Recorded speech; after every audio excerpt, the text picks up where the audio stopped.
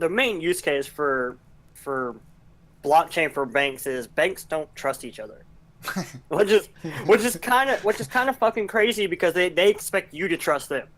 But if they don't trust each other, there's a red flag up there. Yeah. So, and banks should use blockchain. I mean, that's great. I mean, they have to anyways because blockchains eat their dinner.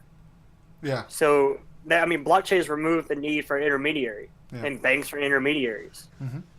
So, in order to stay relevant, banks are going to have to adopt blockchain technology. Yeah. And now, but banks, I don't think actually want blockchain. They just want the hype. They don't want the immutable public, transactions. They want we're using a blockchain. Look how edgy we are. Yeah. So, and I guess to further answer your question, does that negatively impact the existing projects? And I think no. I think it highlights the existing true cryptocurrencies, the ones that follow the ethos of crypto and have been since the beginning of crypto. So originally, banks were a way to, I guess, just save your money. Mm-hmm. And then what they would do is they would use your money and they would invest in other things, and that's how the banks would make money. Yeah. Well, now the banks are just these huge organizations that pretty much run everything. The Federal Reserve is a privately owned organization that owns the U.S.'s money supply.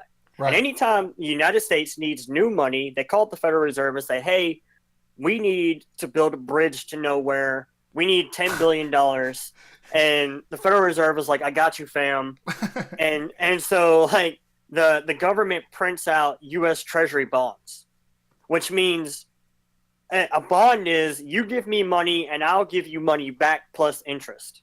Once we build this bridge.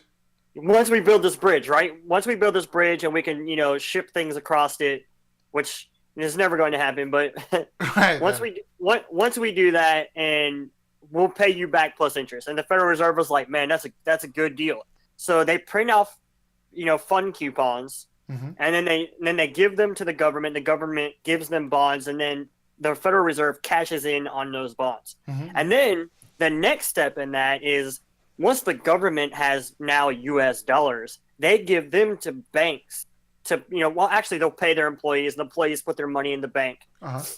And then what the bank does is it loans that money to other people. Oh, And here's the thing though. So say they have okay, this is where fractional reserve banking comes in.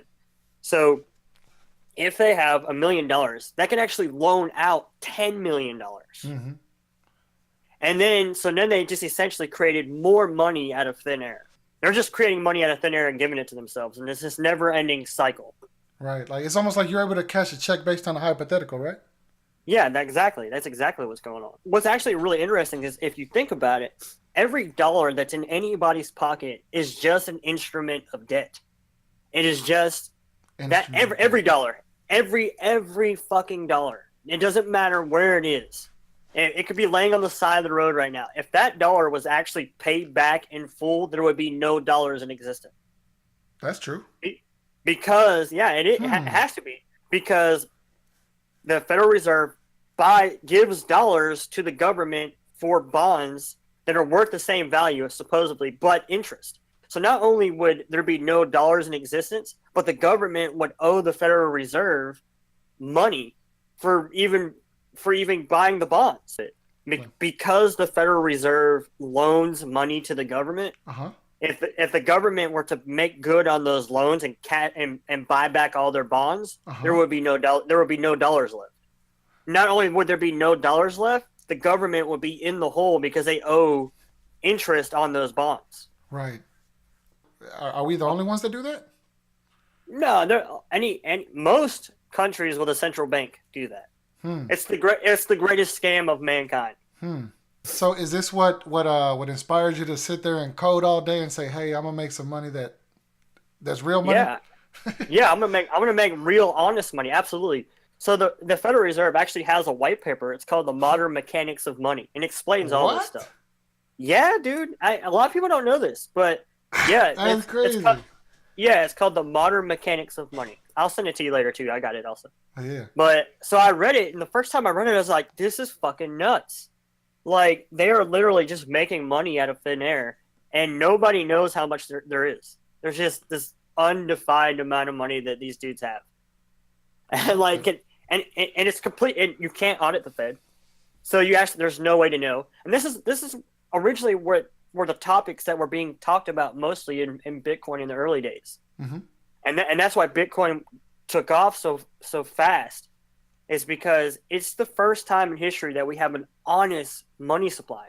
We have a truly like auditable. We know, how much money is being created at any given time, where it's at. Well, we don't know exactly where it's at. We just know where it is on the blockchain. Mm-hmm. So we can account for all of the money. Mm-hmm. And that's what is so important about cryptocurrency is you're taking that need for trust, and you're taking that opaqueness that's inherent in the traditional systems, and you're liberating it. You're giving it away. You're giving coinage back to the people and taking it back from tyrants. So what blockchain essentially does, and what makes it so important and so revolutionary, is one, it's a new way to store value and to store history. And that's also what money kind of is used for too. Money is kind of a way to say, I did some things, and this is the value that I extracted from those things. It's a way of keeping track of somebody's progress through life, right? Mm-hmm. Like they sold 1 million records, so here's my $1 million that I have. And so again, also if you look at in the history of money, one of the earliest forms of money were these gigantic fucking stones. Mm-hmm. Like they were these massive like round stones that if you owned the stone, it meant you owned like land or something crazy, or you had X amount of dollars, and the bigger your stone was. And that's what just makes good money. It's hard to create. It's few in number, and other people value it. And that's exactly what blockchain does. Mm-hmm. Blockchain is a way to keep records, and those records can range from anything between value transactions to votes to people's experience through life.